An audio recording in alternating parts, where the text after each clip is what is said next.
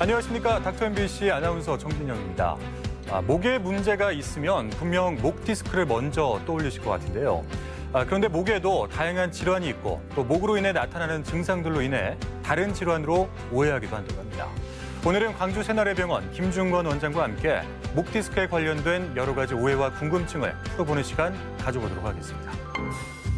학생과 직장인에게 가장 흔한 질환 중 하나인 목 디스크. 목 디스크는 목 통증뿐 아니라 손저림과 어깨 통증, 두통 등 다양한 증상으로 나타나고 대부분 증상을 대수롭지 않게 여겨 악화되기 쉬운 질환이기도 한데요. 목 디스크에 대한 다양한 궁금증과 오해에 대해 신경외과 전문의 김중건 원장과 함께 자세히 알아봅니다. 안녕하십니까, 원장님. 네, 안녕하세요. 자, 요즘에 이 생활 습관병 이런 단어를 많이 듣는 것 같습니다. 네, 대표적으로 하나가 이제 목 통증일 것 같은데요. 저만 해도 이렇게 목을 이렇게 움직이면은 뭔가 우두둑 소리가 나거든요. 네. 그러니까 목 통증이 생활 습관병이라면 이 자체의 질환이기보다는 뭔가 이 생활 습관에서 오는 어떤 습관이다. 통증이다. 뭐 이런 식으로 봐야 되는 건가요? 물론 그 말에 대해서 뭐 틀리다 이렇게 말씀드릴 수는 없죠. 거의 모든 질환이 어떻게 보면 잘못된 자세라든가 생활 습관이 근본적인 원인이 될 수밖에 없습니다. 그런 잘못된 습관들은 결국 관절이나 근육의 긴장도가 커져버리고 이를 통해서 또 자극이나 이런 몸이 커질 수밖에 없죠. 그런데 대부분 생각하시기에 목 통증하면 제일 먼저 떠오르는 게 뭐예요? 목 디스크죠. 네. 근데 의외로 목 디스크는 임상적인 의미가 있는 디스크는 10% 안짝밖에 되지 않습니다. 그래요? 대부분 다른 원인이죠. 물론 다쳐서도 생길 수가 있고 그리고 되게 잘못된 자세라든가 생활 습관, 즉 우리가 많이 듣는 얘기가 있죠. 일자목, 거북목 그렇죠. 이런 것들이 어떤 통증의 원인이 되죠. 그런 통증이 지속적으로 반복되면 이제 만성화가 되면 조금 어려운 단어예요. 후관절 증후군이라 해서 관절의 자극에 의한 통증이 초래됩니다.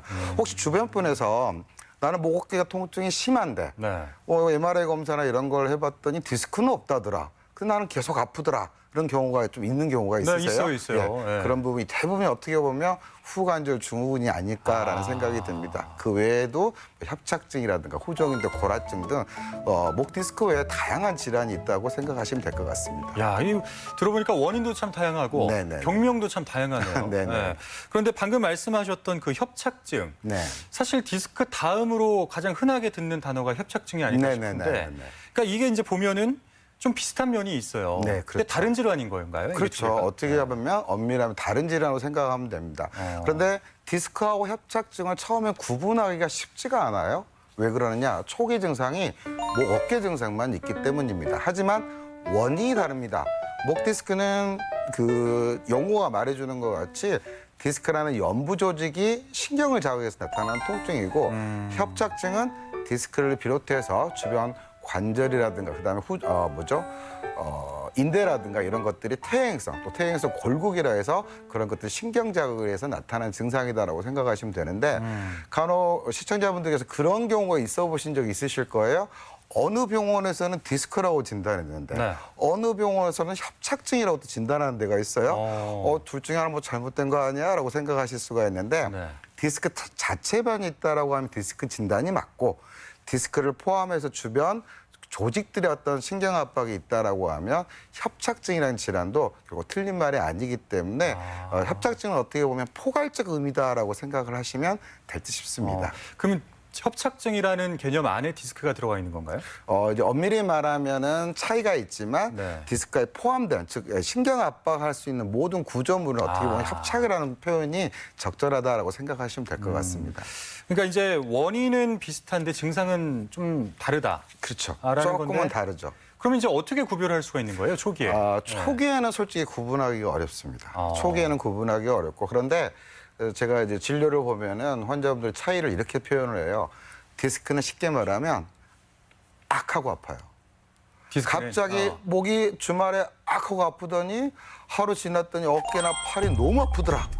이게 디스크일 가능성이 높죠. 근데 협착증은 하고 아파요. 처음에는 목 어깨 날개주기가 불편하더니 저 어깨가 아프네? 왜 팔이 아프지? 손이 저리지. 즉 순차적으로 어떤 질환 자체가 증상이 순차적으로 진행한다라고 그렇게 이해를 하시면 될 것 같습니다. 그렇지만 결국 정밀한 검사를 이루어져야지만 이제 확진을 할 수가 있겠죠. 그래야겠죠. 네네네, 그렇죠. 근데 이제 말씀하셨던 것처럼 디스크 같은 경우에는 한 번에 이제 통증이 확 오기 때문에 네. 그러니까 뭐 이제 환자 입장에서도 이거 병원을 가야 되는 거 아닌가? 네네네네. 라는 생각이 들 것 같은데 네. 협착증은 뭔가 이 통증이 퍼진다라고 하면은 네네네. 뭔가 이 병원 치료를 좀 미룰 수 있을 것 같고 네.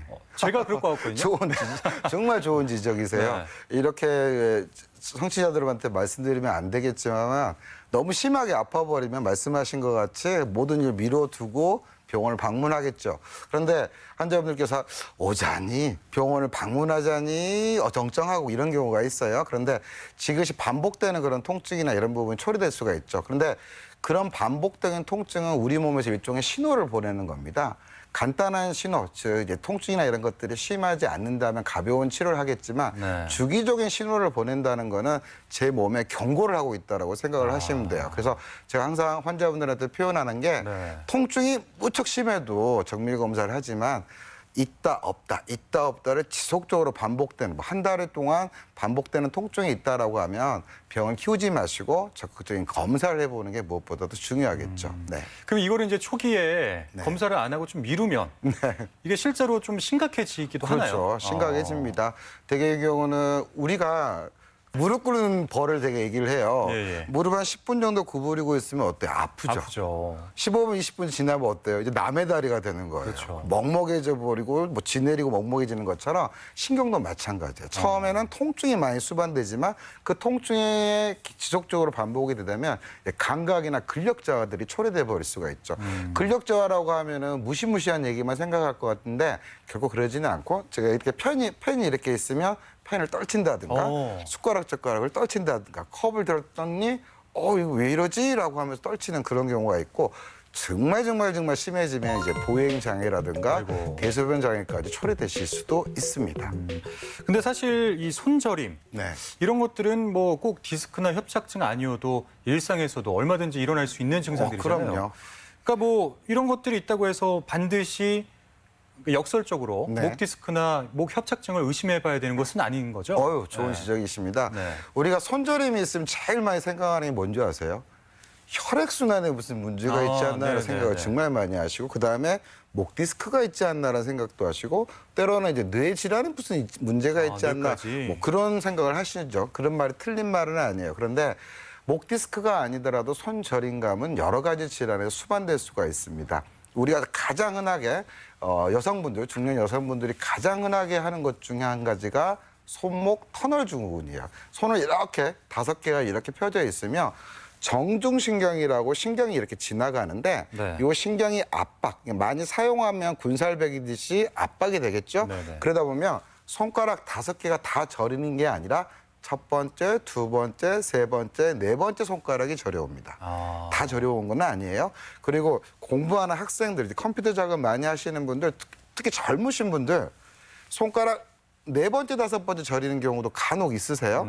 그런 경우는 여기 신경, 즉 척골신경 자체가 자극이 되다 보면 저림감이 생길 수가 있고 그다음에 또 뭐 허니만 팔씨라는 그런 표현도 쓰는데 이제 아내를 이제 팔짱 이렇게 뭐죠? 팔베개, 네네네. 팔베개 이렇게 한다든가 TV 이렇게 혹시 보지 않으세요? 이렇게 혹시 이렇게 많이 보고 보죠. 네. 이렇게 이건 좀 또 어떤 즐거움이니까 이렇게 네. 보고 난 후에 갑자기 손목 힘이 축 처진다든가 이런 것도 또 저림감이 초는 건도 요골신경마비라는 그런 표현을 쓰는데 재밌는 거는 5개 손가락이 다 저리면 문제가 클 것 같잖아요.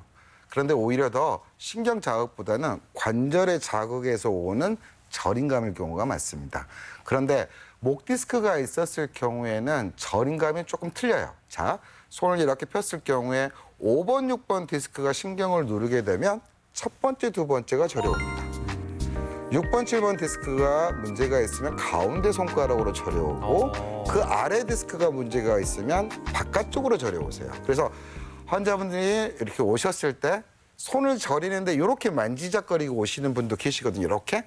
이런 경우는 5번, 6번 디스크가 문제가 있구나라고 추정을 하는 거죠. 즉 손저림이라는 거는 각기 질환에 나타날 수가 있기 때문에 그런 특성이나 이런 걸 봄으로써 어느 부위가 문제가 있구나라고 추정이 가능하다라고 생각하시면 될 것 같습니다. 그러니까 이제 결론적으로 손저림만으로는 뭐 협착증이나 디스크나 그렇죠. 이런 것들을 단정 지을 수 없다라는 그렇죠. 말씀인데 네.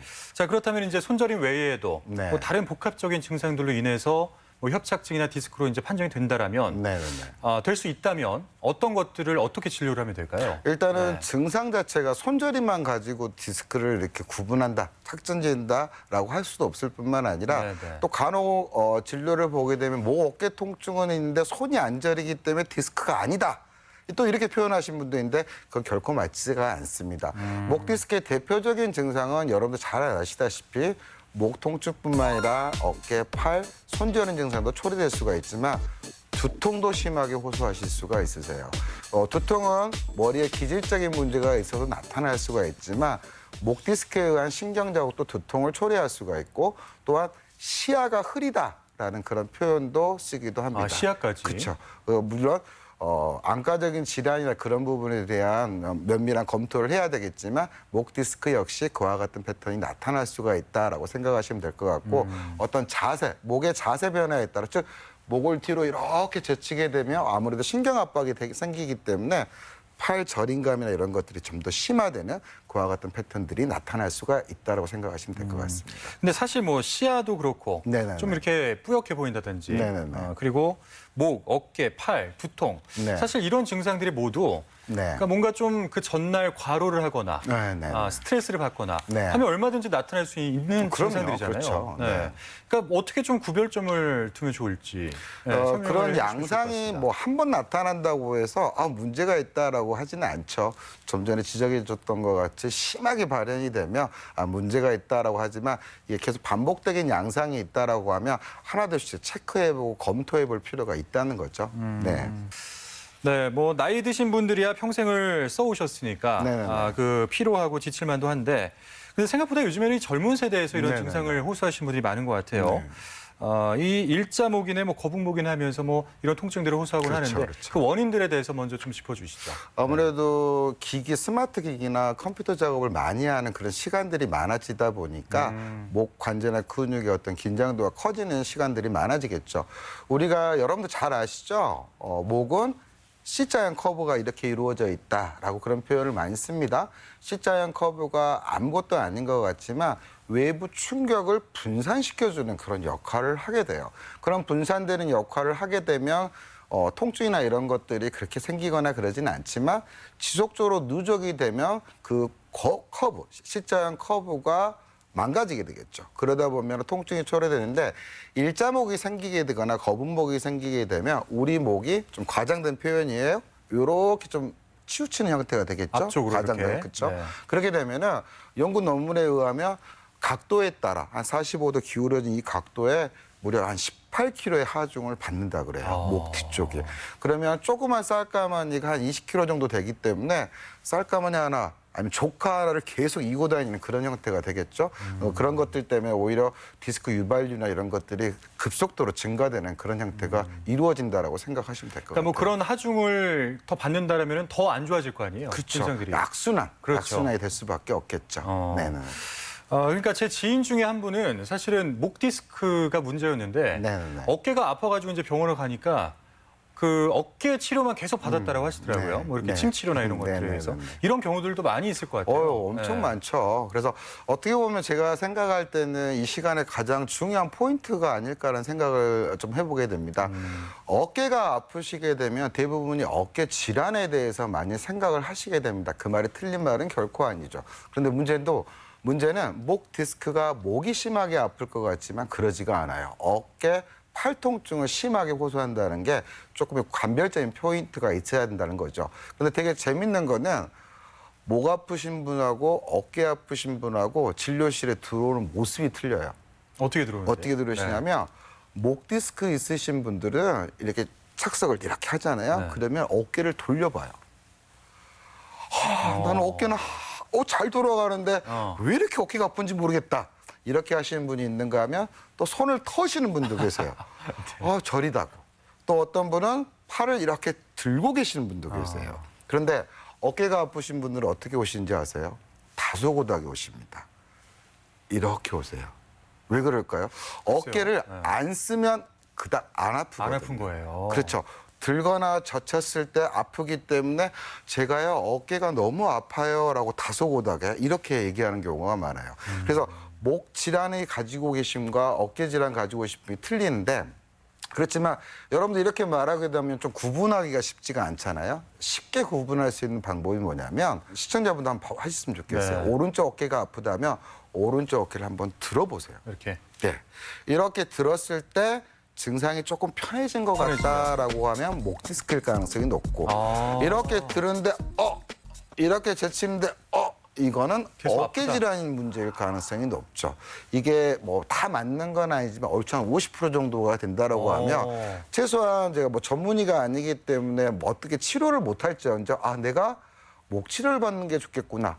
어깨 치료를 받는 게 좋겠구나는 이건 단순한 동작으로도 판단이 될 수 판단이 될 있겠네요. 수가 있다는 거라고 생각하시면 돼요. 그러니까 목과 어깨 통증이 동시에 있는 경우 네네네. 목에 이제 문제가 있을 수도 있다. 그렇죠. 그러니까 이런 경우는 이제 두 가지 통증 둘 다 잡아야 되는 거 아닌가요? 네. 그렇죠. 일단은 이제 한 가지만 문제가 있다라고 하면 제가 가끔 말씀드리는데 배가 아프면 배 아픈 약을 먹어야 될 거고 머리 아프면 머리 아픈 약을 먹어야 될 건데 어떤 양상의 두 개 복합적인 요인이 작용하는 경우도 있긴 해요. 물론 큰 원인이 있었던 게 큰 원인 제공하는 게 있고 수반되는 원인 제공하는 게 있다 할지언정 무엇보다 중요한 거는 목 어깨 통증의 정확한 원인 파악을 해보는 게 중요한데 제가 한 가지 또 말씀드리고 싶은 게 팔을 들면 왜 목 디스크 때 편해지는지 아세요? 글쎄요. 일단 이쪽으로 얘기를 드리자면 네. 팔을 이렇게 내리게 되면 신경이 이렇게 빨랫줄처럼 이렇게 좀 짱짱해집니다. 근데 이걸 올리면 어떻게 돼요? 느슨해져요. 느슨해지죠. 아, 느슨해지면 그래서. 어떻게 할까요? 디스크 압박 자체가 조금은 여유로워지죠. 그것 때문에 통증이 완화되는 거지 팔을 든다고 디스크가 쏙 들어간다 혹시 그렇게 생각은 안 하시겠죠 설마? 그런 이유가 있는 네네. 거군요. 그런 패턴으로 구분할 수 있다고 생각하시면 될 것 같아요. 그럼 이제 어깨 통증 같은 경우는 네네네. 이제 들었을 때 계속 아프잖아요. 어깨 같은 경우는 문으로 생각하시면 돼요. 문? 네. 그래서 예를 들어 문이 기름칠 잘 돼 있는 문은 어때요? 잘 열리죠. 그런데 문이 약간 녹슬거나 하면 어때요? 삐그덕 하면 잘 열리지가 않죠. 즉 어깨 같은 경우는 관절이나 근육의 어떤 인대나 이런 부분이 유기적으로 하기 때문에 그래서 어떤 특정 동작을 취했을 때 하는 그런 통증이 초래되는 거죠. 네, 그래서 조금 구분할 수가 있습니다. 근데 저도 사실 이제 가끔가다 목이 좀 안 좋을 때가 있거든요. 네네네. 근데 그럴 때마다 병원에 가서 좀 물리치료 같은 거, 네네네. 뭐 도수 치료 같은 걸 하면은 네네. 사실은 좀 그때뿐이에요. 네. 다시 안 좋아지고 뭐 또 네네네. 치료받고 네. 계속 이거에 대한 반복인 것 같은데 네. 어떻게 치료를 하는 게 좋을까요? 제가 이 얘기를 드리기 전에 제가 되게 척추 관절을 감기에 많이 비교를 해요. 감기가 이렇게 걸렸을 경우에 이제 간단한 감기 같은 경우는 약국에서 하지만 좀 지독한 감기 같은 경우는 뭐 링거도 맞고 주사도 맞는데 그런데 다시 뭐 컨디션이 안 좋아졌거나 아니면 뭐 체력 관리나 이런 것들이 안 되면 어때요? 다시 감기를 걸릴 수가 있죠. 척추 관절도 마찬가지입니다. 치료도 중요하지만 어떻게 관리하냐.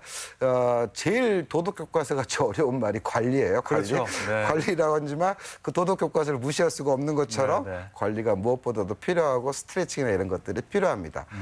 덧붙여서 목 디스크 치료에 대해서 조금 제가 추가적인 설명을 하자면 네. 목 디스크를 진단받고 치료할 때 제일 먼저 걱정하는 게 수술하자면 어떨까라는 생각을 정말 많이 하세요. 수술은 이제 단계별로 했을 경우에 목 치료는 4가지 단계가 있거든요. 처음에는 방금 말씀하신 것 같이 가볍게 물리치료나 도수치료를 실시해 볼 수가 있고 디스크 압박이 좀 있는 경우에는 뭐 신경차단술이나 이런 치료를 할 수가 있습니다.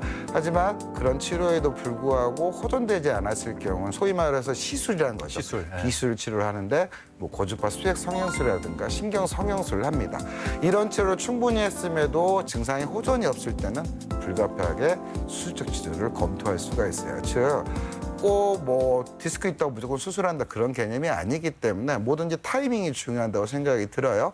진단을 받았으면 주저하지 않고 치료를 받는 게 무엇보다도 중요하지 않을까 생각이 듭니다. 그러니까 사실 그 허리 디스크 같은 경우에는 네. 뭐 수술하지 말아라. 운동하면은 뭐 좋아진다. 네. 네. 하면서 이제 코어 운동이라는 것도 굉장히 네. 유행이 네. 되고 했는데 네. 지금 생각을 해보면은 목은 운동하기가 참 쉽지가 않을 것 같아요. 조금은 한정될 수밖에 없죠. 한정될 수밖에 없는데 그래도 저는 가장 가끔 말씀을 드렸는데 이런 스트레칭을 상당히 저는 좋아하거든요.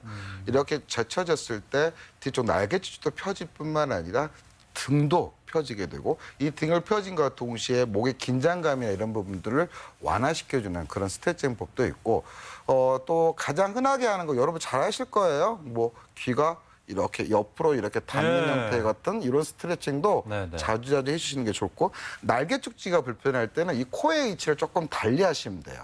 이 코가 약간 겨드랑이 쪽 한번 지금 시청자분들 해보시면 네, 네.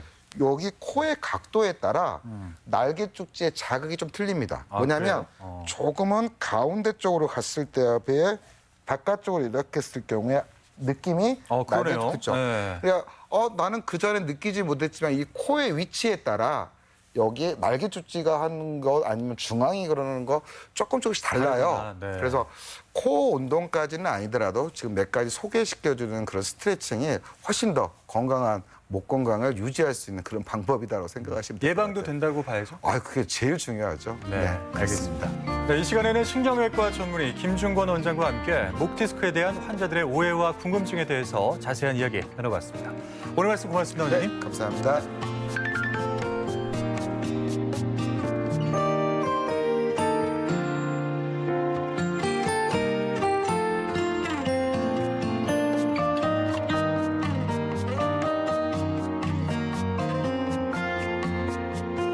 최근 갑자기 쏟아진 폭우로 주택 및 도로 또는 논밭이 침수돼서 세균성 이질과 포도 상구균, 콜레라, 장티푸스 또는 노로바이러스와 같은 이 장염 비브리오균 등 장마철 유행 감염병균이 곳곳에 잠복해 있는 상태입니다. 여름철 감염병은 구토, 설사가 주 증상이기는 하지만 발열과 몸살 등의 일부 증상은 코로나19 감염병의 증상과 비슷해서 방역 당국을 긴장시키고 있는데요. 코로나19 감염병 역시 한켠에서는 계속 확산되고 있어서 긴장을 늦출 수 없는 상황입니다. 깨끗이 자주 손을 씻고 타인과의 접촉을 조심하는 것, 코로나뿐만 아니라 여름철 질환을 예방하는 데에도 아주 중요한 수칙입니다. 오늘 저희가 준비한 소식은 여기까지입니다. 저는 다음 주 이 시간에 다시 찾아뵙도록 하겠습니다. 고맙습니다.